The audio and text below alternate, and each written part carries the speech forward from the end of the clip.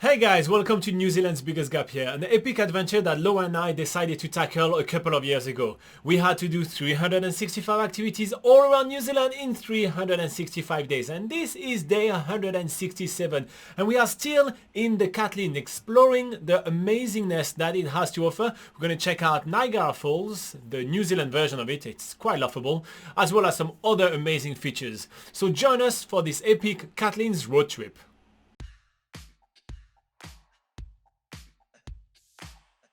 This morning, we are waking up in the beautiful Catlins and are greeted with a stunning rainbow. We do a little bit of work on backpackerguide.nz and then unplug the camper van for today's adventure. We are heading toward Curio Bay and its amazing petrified forest. This petrified forest is actually a fossilized forest, and it's the most extensive and least disturbed example of Jurassic fossil forest in the whole world. It stretches over 20 kilometers along the coast, but the best spot to experience it is right here on Curio Bay. Already from the viewing platform, we can see all these lines in the rocks below, which look like tree trunks that have fallen down. So we quickly make our way down the steps to go check out this fossilized forest a little bit closer. We can clearly see all these distinct lines which are from tree trunks which have been fossilized. And then there's all these little stumps in the rocks as well, which are tree stumps.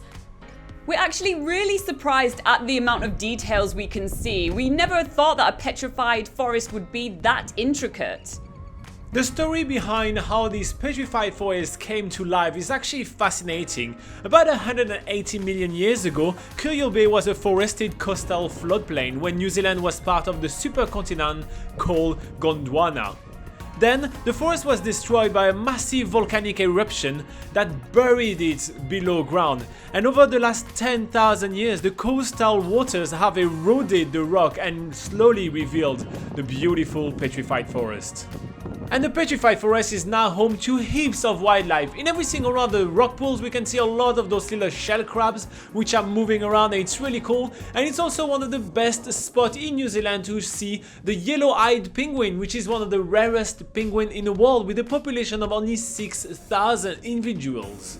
To see the yellow-eyed penguins, it is best to come to Curio Bay in the early mornings or in the evening, so we are not really lucky and do not see any of them. But a quick word of warning, the yellow-eyed penguins are genuinely a very endangered species, so if you happen to see one, make sure to keep your respectable distance. Count at least 15 meters between you and the penguins so not to disturb them too much.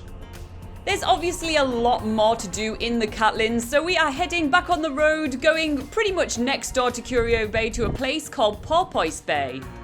See, we've seen a yellow-eyed penguin right here. Look at that. Look at that. He's in the wild. We are super happy to find that there is a little shop here selling ice cream, which is sort of mandatory when you go to the beach. We pick ourselves an ice cream and we head over to the beach just to have a nice relaxing day, sat on the sand and watching the waves roll in.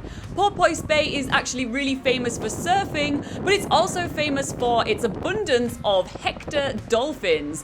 But again, we are not being very lucky with our wildlife fixes today, but we can't really be that ungrateful because yesterday we did get an amazing view of sea lions, so check out that video from yesterday. My favorite part of Porpoise Bay are the cliff atop. It is absolutely amazing the extent of the view that we get when we are actually taking the 10-minute stroll up the cliff to check out the waves bashing and forming the rugged New Zealand coastline. Despite the very intense wind today, Laura and I are braving the elements to film those amazing waves. It is so much fun. I really enjoy the spectacle of nature right before our eyes. I will spend hours just watching the waves bashing the rock. It's so cool. All this is Curio Bay. Back on the road, we are heading to probably the most quirkiest place in the Catlins. So believe it or not, New Zealand has its own version of Niagara Falls, and that's where we are right now. It is one of the world's smallest waterfall. The Niagara Falls were named by a surveyor with an obvious sense of humour who had seen the large North American falls and named these falls after them. Needless to say, our expectations for this waterfall are quite high. It's a rapid. Oh my god. Niagara Falls. So there you have it, Niagara Falls in all its glory. So I am currently standing in front of one of the world's smallest waterfall, the Niagara Falls New Zealand version.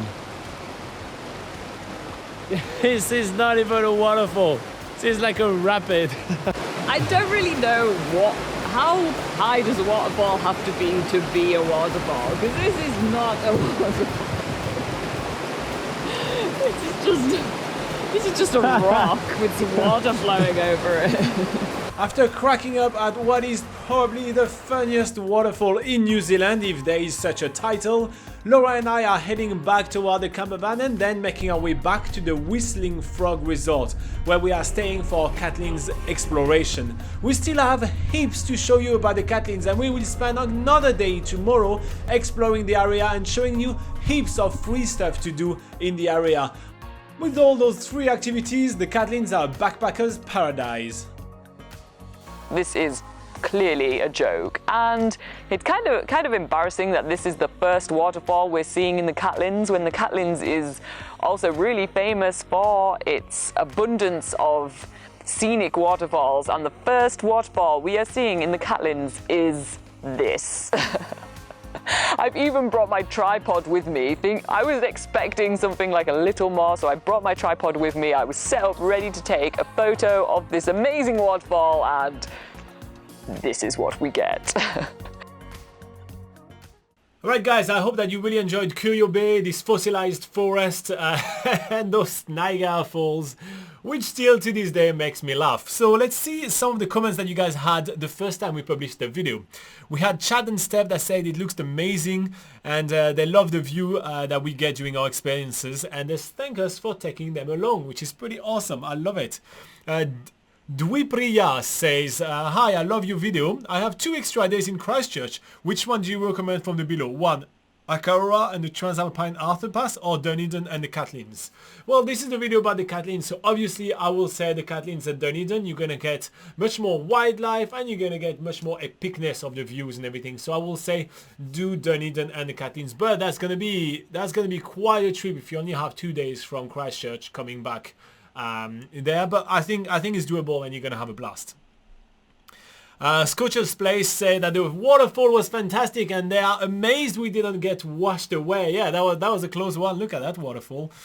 And then we have a Why in a World that said that they couldn't find the Niagara Falls the first time they did the Catlins road trip. So here you go. I'm not surprised. It is not that easy to spot because it's not a waterfall.